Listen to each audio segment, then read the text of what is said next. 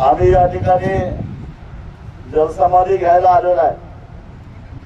म्हणजे ही उद्वेगाची भावना आमच्या मनामध्ये का निर्माण झाली, कारण गेले 4-5 महिने झाला सातत्यानं आम्ही आंबा आणि काजू उत्पादक शेतकऱ्यांचे प्रश्न घेऊन रस्त्यावर लढतोय. अनेक मेळावे घेतले, मोर्चे काढले, ओरसला काढला, कणकवलीला मुंबई गोवा हायवे 2 तास रोखून धरला, मुंबईला मुख्यमंत्र्यांच्या घरावर गेलो. अजून काय करायला पाहिजे होतं? या आंधळ्या बहिऱ्या मोठ्या सरकारला काय आमचा आवाज ऐकायला आला नाही? काय मागत होता कोकणातला शेतकरी? पहिल्यांदा काहीतरी शेतकरी मागत होता तुमच्याकडे. या दळबद्री सरकारच्या तिजोरीमध्ये पैसे नाहीत आणि काही लोक त्याचा क्रेडिट घेत आहेत, श्रेय घेत आहेत की आम्ही आंबा उत्पादकाला 209 कोटी रुपये मिळवून दिले. हे सांगायला लाजा वाटत नाहीत का? अरे तुमची तिजोरी खाली होते नको त्या कामासाठी, ठेकेदारांना पोहोचण्यासाठी. त्यातनं तुम्हाला कमिशन मिळतंय म्हणून तुम्ही जर सांगितलं असतं तर आम्ही आंबा काजू उत्पादकांनाही सांगितलं असतं, सरकार जे काय होईल देईल त्यातलं 10% आपण परत दिलं असतं. त्यांना नावं सांगायची, फक्त त्यांच्या अकाउंटला जमा केले असते. पण तुम्ही दळबद्रीपणा दाखवला. काजू उत्पादकाला तर वाऱ्यावर सोडलंच, आंबा उत्पादकाला फक्त एका कलमाला 220 रुपये दिले. अरे मुंबईतला भिकारी घेतो का 220 रुपये? तुम्ही आमच्या त्या भूमिपुत्रांना 220 रुपये द्यायला होता. एका मजुराच्या अर्ध्या दिवसाची मजुरी तरी द्यायची, त्याची मजुरी 500 रुपयापेक्षा जास्त आहे. आणि तुम्ही बर ते जे काही नुकसान झालं त्याला काही आम्ही जबाबदार नव्हतो. हे जे कोकणामध्ये वेगवेगळे पर्यावरणाचं वाटोळं करणारे प्रकल्प आलेले आहेत, त्यामुळे अत्यंत संवेदनशील असणाऱ्या आंबा आणि काजू उत्पादनावर विपरीत परिणाम झालेला आहे. सावंत साहेब सांगतील तुम्हाला, मी काय त्यातला तज्ञ नाही, पण मी एक अनुभवी शेतकरी आहे, मला माहिती आहे. का आंब्याला मोहर येऊन गेला, का काजूला पीक आला नाही? कारण हे कोकण तुम्ही विद्रुप केलेलं आहे. हे कोकण पूर्वीच राहिलेलं नाही आहे. असे एक प्रकल्प तुम्ही इथं आणले की ज्यामुळं इथल्या पर्यावरणाचं सगळं संतुलन घडला आणि असली संवेदनशील असणारी सगळी पिकं आमची आता नष्ट व्हायला लागली. भात शेती तर संपल्यात जमा आहेच. कोकणात राहिलेले शेती फक्त आंबा आणि काजू पुरते. आणि मग तीही संपवायचा तुमचा विचार आहे का? एका बाजूला भाषा करायची की आम्ही कोकणचा कॅलिफोर्निया करू, पण कुठे मात्र कोकणचा राजस्थानचा वाळवंट करायची तुमची कृती आहे. लाज वाटली पाहिजे तुम्हाला जरा काहीतरी. अरे तुम्हाला प्रकल्प आणायचे तर मगाशी राऊत साहेबांनी सांगितलं तसं आणा की, आम्हाला त्रास होणार नाही असे सोलर प्रकल्प आणा. तुम्ही अगदी पवनचक्क्या उभा करा, त्यातनं वीज निर्माण करा. वीज काय फक्त अणुऊर्जेतूनच तयार होते का? तुम्ही एवढं ऊन पडायला लागलंय, सारखं तापमान वाढत चाललेलं आहे, त्या उन्हात तयार करा की वीज. आम्ही काय नको म्हटलं काय तुम्हाला?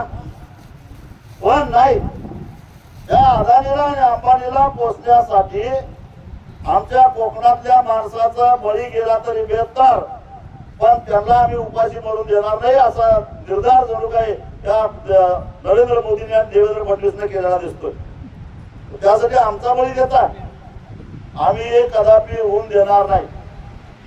2 सरपंचांचं मी अभिनंदन करतो की खऱ्या अर्थानं ज्या लोकनियुक्त सरपंच पदाची जबाबदारी त्यांनी पार पाडलेली आहे, त्याबद्दल त्यांचं मी खास अभिनंदन करतो. आणि लोकांनी आपल्याला सरपंच केले गावाच्या कल्याणासाठी, गावाच्या बाजूला खंबीरपणाने उभा राहणं आपलं कर्तव्य आहे आणि त्याबद्दल ते राहिले.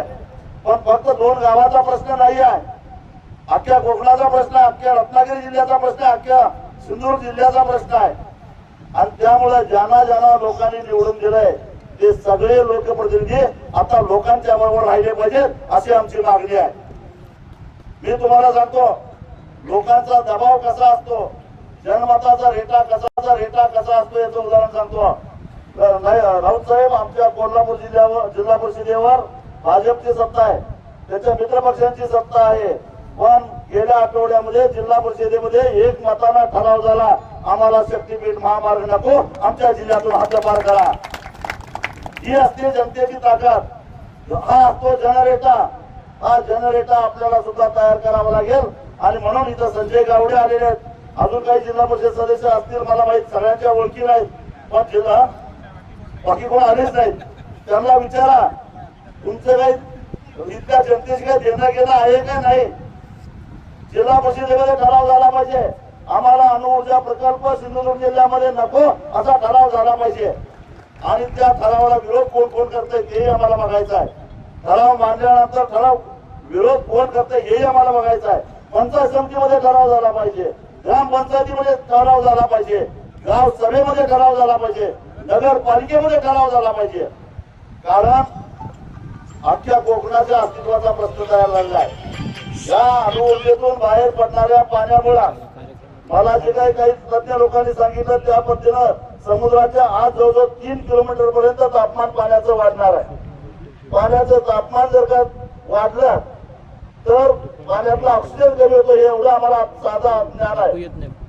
आणि मग ऑक्सिजन कमी झाला तर अंडी घालायला मासे कुठे येतात, किनाऱ्याला येतात, म्हणजे त्यांच्या प्रजननावर त्याचा परिणाम होतो. म्हणजे माशाचं उत्पादन घटलं तर मत्स्य दुष्काळाचा धोका निर्माण होतो. उद्या आमच्या मच्छीमारांनी काय करायचं, तुमच्या वाढवणच्या बंदरावर येऊन तिथे काय म्हातारी म्हणून काम करायचं काय, तुमच्या अदानीच्या मॉलवर जाऊन अंबानीच्या मॉलवर जाऊन खासगी सुरक्षा रक्षक म्हणून दंडू हातात घेऊन काम करायचं. एका बाजूला तुम्ही म्हणताय की कोकणातल्या पोरांनो बाहेरून कोकणात या आणि आहे इथं जे काही थोडाफार रोजगार करून जगतायत त्यांना देशी रोजगार लावायला लागलेला आहे. लाज नाही का वाटत?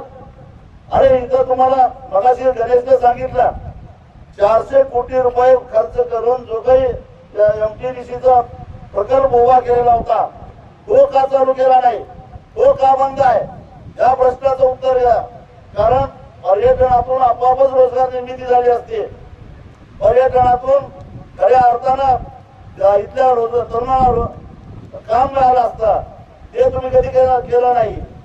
तुम्ही इथल्या आंबा उत्पादकांच्यासाठी काही केलं नाही, इथल्या काजू उत्पादकांच्यासाठी काही केलं नाही, तुम्ही आमच्या मच्छीमारांच्यासाठी काही केलं नाही. मगाशी काका लोकेंनी सांगितलं की 15 ऑगस्ट पर्यंत मच्छीमारांना बंदी असताना सुद्धा मग जर का तुमचे वाले जर येत असतील, ट्रॉलर येत असतील तर ते कुणाच्या आशीर्वादाने येत आहेत, ते कसं येत आहेत. आणि मग वेळ प्रसंगी कायदा हातात घेऊन त्या सुद्धा बोटी आम्हाला कधीतरी पाण्यात बुडवावे लागतील, हे लक्षात ठेवा.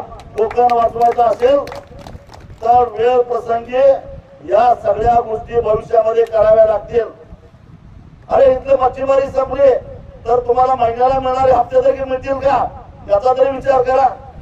आणि मग म्हणायचं हे इकडनं घाटावरनं येऊन आम्हाला काय शहाणपणा शिकवतात, आमच्या लोकांची डोकी भडकवतात. आम्ही काय डोकी भडकवायला आलेलो नाही, आम्ही सांगायला आलेलो आहे खरं काय खोटं काय. आम्ही सांगायला आलेलो आहे जर अन्याय होत असेल तर लढा, आम्ही छातीचा कोट करून तुमच्या मागे उभा राहू हे सांगायला आलेलो आहे. कुणी म्हटलं ते आम्ही त्यांचा पाहुणचार करतो, माहितीसाठी सांगतो मी शाकाहारी माणूस आहे, तुम्ही काय पाहुणचार करणार माझा. शाकाहारी माणसाला तुम्ही काय वरण भातच घालणार, ते काय तिकडेही आम्हाला मिळतात. मी काय मासे खात नाही, मच्छी खात नाही, मटण खात नाही, चिकन खात नाही, मग खेकडा खात नाही, मी काय खाणार तुमचं.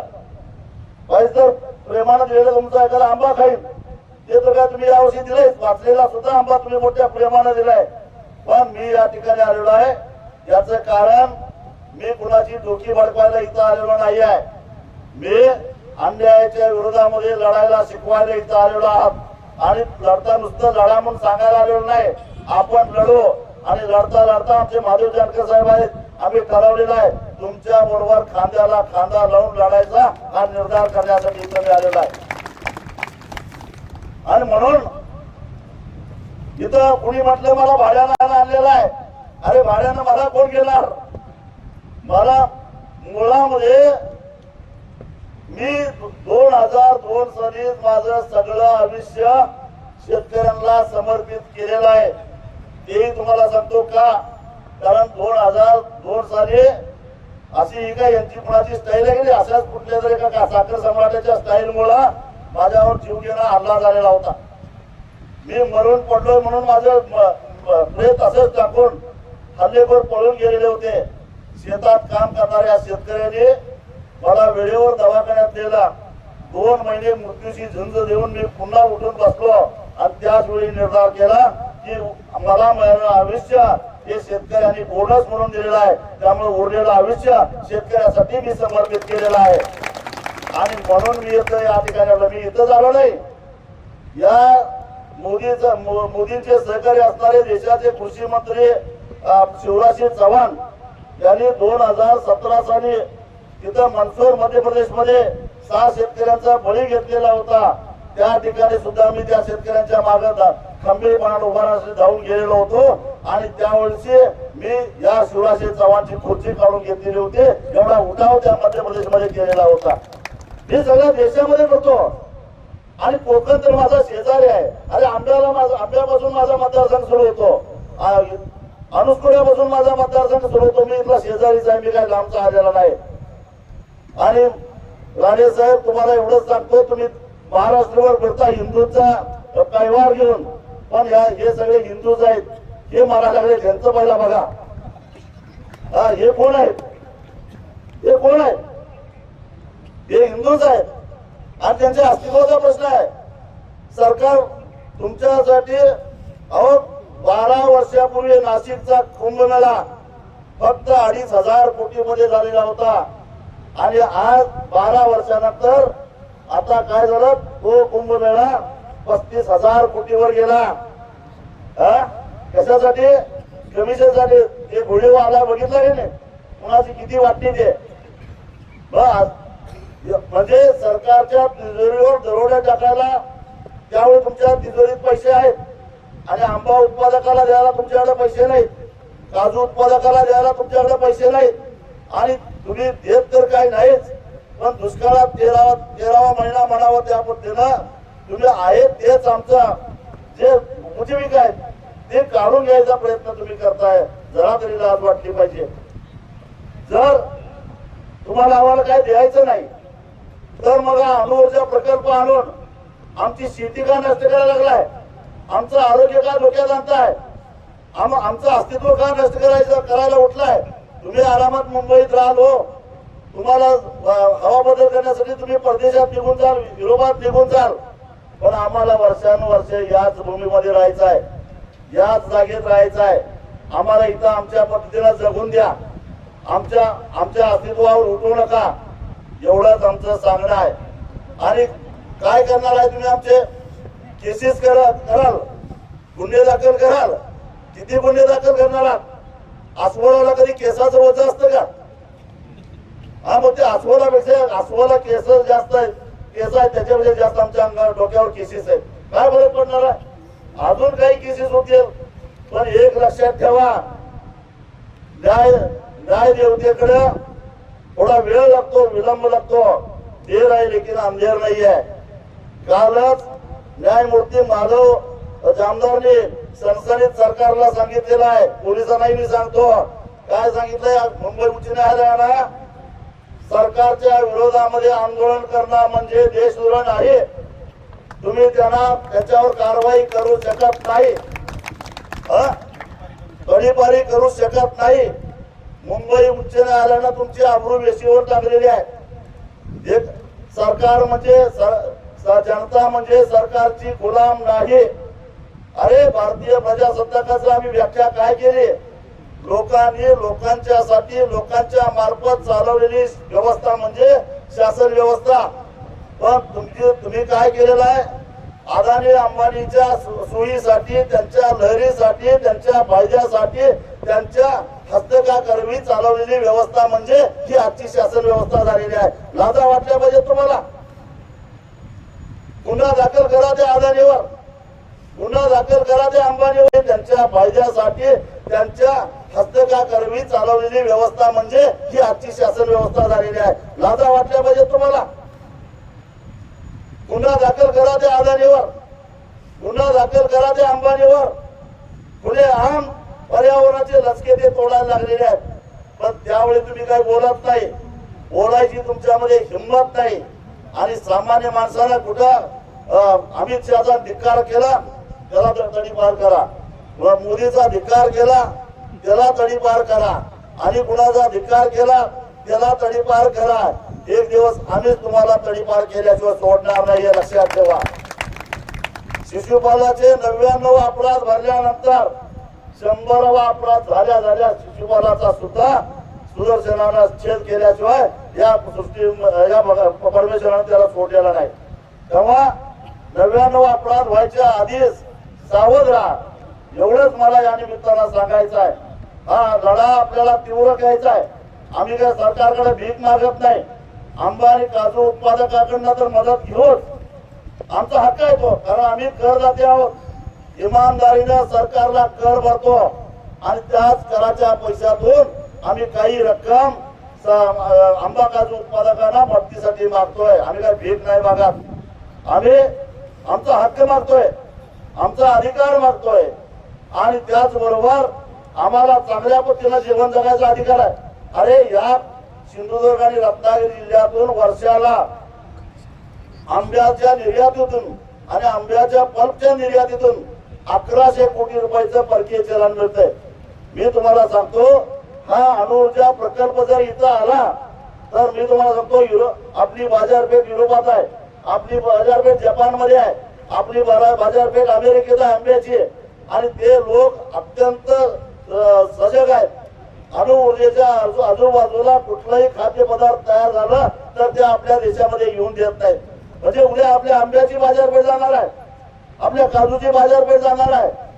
यदा कदाचित ते मासे सुद्धा घेतील का नाही मला शंकाच वाटते. आणि मग या कोकणामध्ये काय शिल्लक ठेवणार आहात तुम्ही? म्हणजे तुम्ही आम्हाला जगून देत नाही. आम्ही आमच्या पद्धतीनं जगत असलो तर तिथं सुद्धा तुम्ही आमच्या काळ मांजर यावं तसं आडवं येणार, हे आम्ही चालू देणार नाही. हे एवढंच मला या निमित्तानं सांगायचं आहे. आणि म्हणून आज आम्ही वैफल्यग्रस्त होऊन तुम्ही आम्हाला जगूनच देणार नसाल तर मग आम्हाला जाऊन दे समुद्रात, जाऊन दे आम्हाला जलसमाधी घ्यायला. आम्ही घेतो जलसमाधी, कारण तुम्ही आम्ही जिवंत असताना तुम्ही आमच्यावर राज्य करू शकत नाही. आमच्या मुडद्यावर राज्य करायचं असेल तर तुम्ही खुशाल करा, पण जोपर्यंत या 5.5 कोटी शरीरामध्ये आमचा जीव आहे तोपर्यंत आम्ही तुमचा अन्याय सहन करणार नाही, हा निर्धार व्यक्त करायला आम्ही इथं आलेलो आहे. आणि त्यामुळं माझी सरकारकडे एवढीच मागणी आहे, एक तर शांतपणानं आम्हाला जलसमाधी घेऊन द्या, नाहीतर मग हा प्रकल्प पहिल्यांदा हद्दपार केल्याचं सांगा. हा प्रकल्प रद्द केल्याचे ठराव जिल्हा परिषदेमध्ये आले पाहिजेत, पंचायत समितीमध्ये झाले पाहिजेत, नगरपालिकेमध्ये झाले पाहिजेत. त्याचबरोबर प्रत्येक लोकप्रतिनिधीने ज्यांना कोकणातल्या लोकांनी मतं दिलेली आहेत त्यांना या प्रकल्पाच्या विरोधामध्ये भूमिका घेतली पाहिजे. त्यांना आंबा काजू उत्पादकाला न्याय मिळाला पाहिजे, ही भूमिका घेतली पाहिजे. जर सरकारची तिजोरी या उद्योगपतींच्या साठी खुले आम रिकामी केली जात असेल तर मग निसर्गाच्या तडाख्यामध्ये नुकसान झालेल्या शेतकऱ्याला मदत करण्यासाठी यांना मदतीचा चेक देताना त्यांच्या हाताला लकवा आला झालाय काय, त्यांचे हात का कापतात? याचं कारण आपली भीती त्यांना राहिलेली नाही. ती भीती तुम्हाला निर्माण करावी लागेल. आपण लढत राहूया, कारण आपण सत्यासाठी लढतोय. सत्तेसाठी लढायला आम्ही इथं आलेलो नाही. इथला कुणीही माणूस ताज्या अपडेट्स आणि ताज्या बातम्यांसाठी आजच सबस्क्राईब करा आपला Sindhudurg digital news channel. Like करा, शेअर करा, कमेंट करा आणि महत्त्वाचं म्हणजे बेल आयकॉनला क्लिक करा.